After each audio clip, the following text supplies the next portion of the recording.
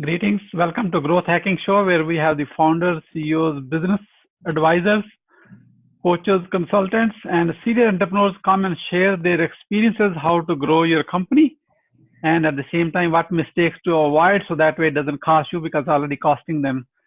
It has already costed them with that one. So you don't have to do that mistake. So we all can grow together to actually do the good things in life for ourselves and for other people surrounding us. In case you don't know me, my name is Mohammed Siddique. I'm the host of a Growth Hacking Show and the co-author of New Success Secrets, available on Amazon. You know, to grow a company, we talk about marketing, we talk about so many systems and everything. There's one system in every company that's called human resource, the people. Yes. That's the biggest ever moving target. And doesn't matter how much you work on. My special guest today is a certified business performance advisor at Insperity. Is a public traded company, is a $4 billion company, and they have thousands of clients all over the world. And my question, you will be why even with the $4 billion company and with thousands of clients, we still have the biggest human resource issue always going on. In virtually every company, the biggest issue is always how to manage people, how to get the maximum out of them, and they are happy, you are happy, and everyone is growing. It's simple, so easy to say, however, not easy to do. And of course, that's why we bring our special guest. He is no other than Michael Caruso, working with Insperity. Again, Michael, welcome. Thank you, Dr. Siddique, and thank you to all the I'm not a doctor. I'm going to publicly say I'm just a Mohammed Siddique. Maybe I have gray hair. That's how I look like a doctor, so I'm not. So, Michael, let me start with this. Where are you? What happened? Who you are surrounded with that inspired you to become a certified business advisor, and working for one of the biggest companies? Absolutely. I really think, that moment happened for me early on. I grew up working in a family-run Italian restaurant. My uncle was a fabulous chef. He made the best pasta and the most wonderful pizza, and people came from all around to taste it.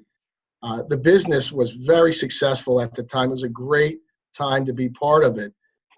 But like many entrepreneurs, what my uncle lacked was real business acumen. He didn't understand management. He didn't understand finance. He didn't understand operations or HR. And so he didn't invest in those areas. He didn't know any better. And over time, as the business got bigger and bigger, and he overspent and didn't manage his cash flow, he got himself into trouble. And one day he lost the business, and eventually his health declined, and he never really recovered. And it left an impression on me.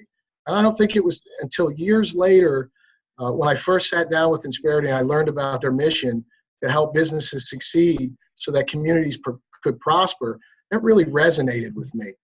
I want to be able to help entrepreneurs avoid some of the mistakes that my uncle made. And so what I do today is really help them see through the roadblocks and put an HR strategy in place, that helps them attract and retain great talent, that helps them avoid a lot of the pitfalls that come with managing and developing employees and handling all those relation issues. And we give them access to the best benefits in the marketplace. We're doing something very innovative with that. Wonderful. That's an amazing story. So your uncle helped you to get into this HR thing.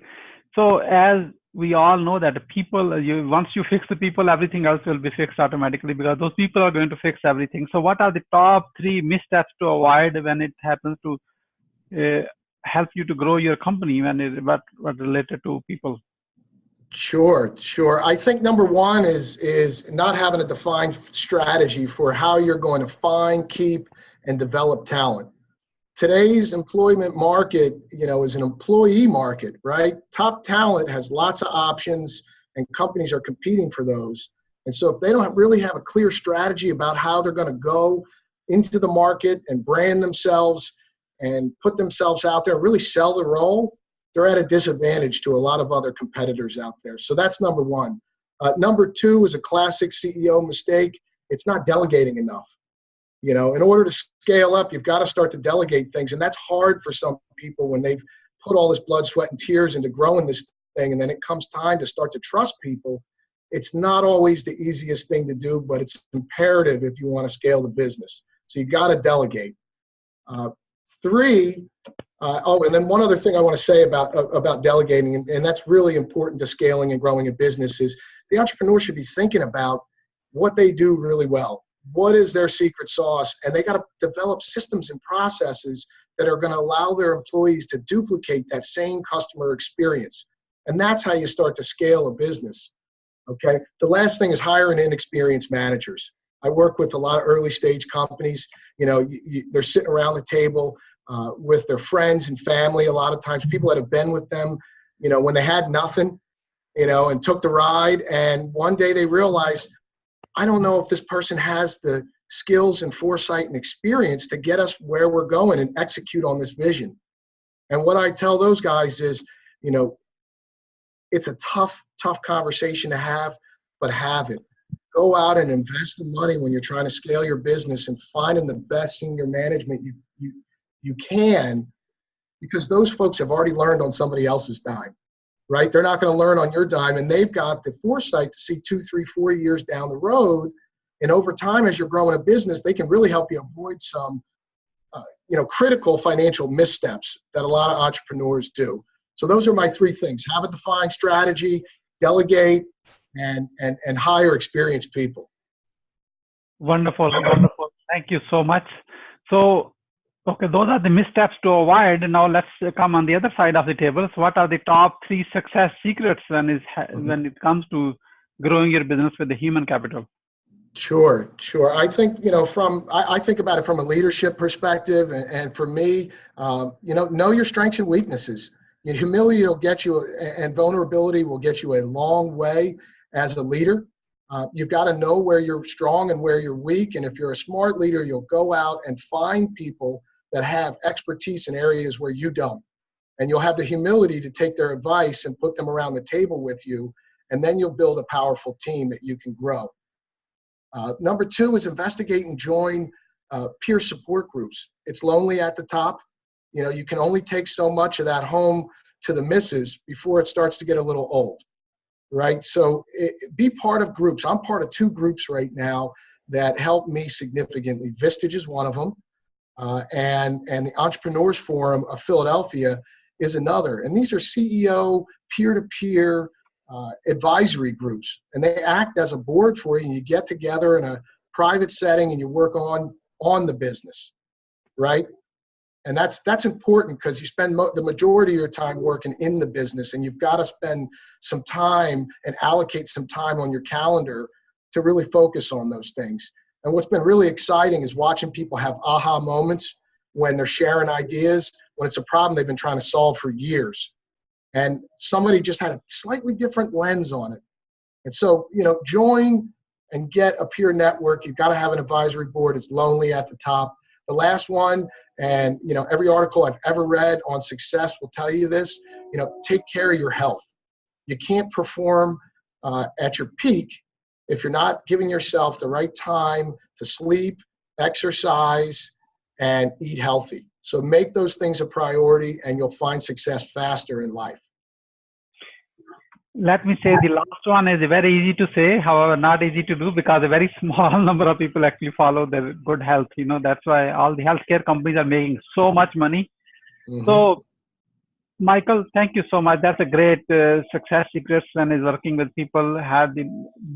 Always be networking with the right peer group. So that's the key part, because you cannot read a label from inside the job. They can actually tell you what's missing, and everyone is there to support each other. That's the key. You're not alone. So you don't have to give. Other people are there to give it to you. So that way we are all helping each other, empowering others. Just like this show, you are helping other people to think through a little bit more. So thank you so much, Michael. Michael, how Insperity, you're growing your business right now in Philadelphia area. How are you growing right now in this economy? Yeah. So, as a team right now, and as an organization, what we've seen is, B2B is being highly influenced by B2C, and it's influencing buyer preferences in the sales process. And what I mean by that is people are buying things on Amazon. There's all kind of customization. If you like this product, you'll probably like this product too. that's influencing the way people buy in the B2B environment. And there's so many emails that a typical business owner gets in the day. You've got to be creative to stand out. You know, spamming people with emails and cold calling them is something that worked years ago, but it doesn't work anymore. And so salespeople have to have some level of marketing expertise and marketing support to be successful in today's environment. And so for us as an organization, we've taken several initiatives along that vein this year. We're doing a lot of thought leadership, putting together blogs and white paper, you know, hosting growth challenge workshops where we get CEOs together to work on real business problems with an expert. You know, we're sending out books, we're hosting private events, and we're really leveraging our network.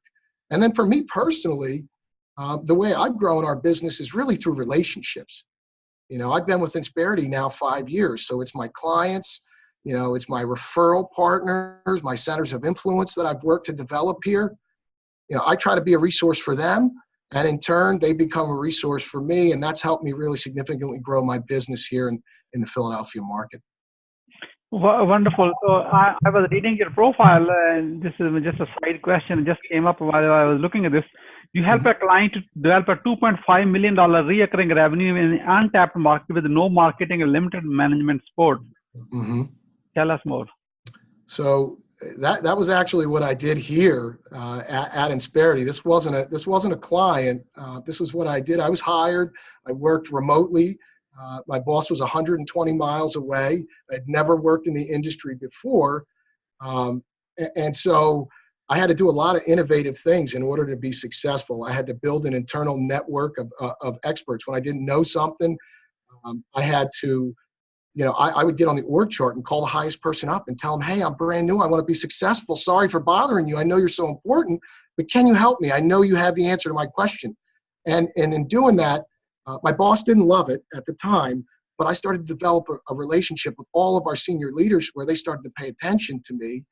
And I was able to move deals forward, and I was able to get a lot of things done that made me more successful in the role. In tandem, I read 5 to 6 books a month, you know, 2 or 3 magazines. I attended all the seminars. I went back to school and got my certification as a business performance advisor. You know, the average CEO reads 60 books a year. If you want to be an advisor to a CEO, you've got to be reading more than that. You've got to be where they're at, and you got to bring them ideas because that's what they're looking for, and be willing to kind of challenge them with new concepts. And so it was a combination of blood, sweat, and tears that got me there, and having a wonderful team behind me and working for a great company that really delivers on their promises that helped me get to that $2.5 million. But that was a big goal. So wonderful, Michael. How the Growth Hacking Show community, people who are watching this right now, can support you? Well, continuing to be part of your show, and I'll follow that and learn from other folks is definitely one way. And then another way, me personally, you know, I'm a business performance advisor with Insperity.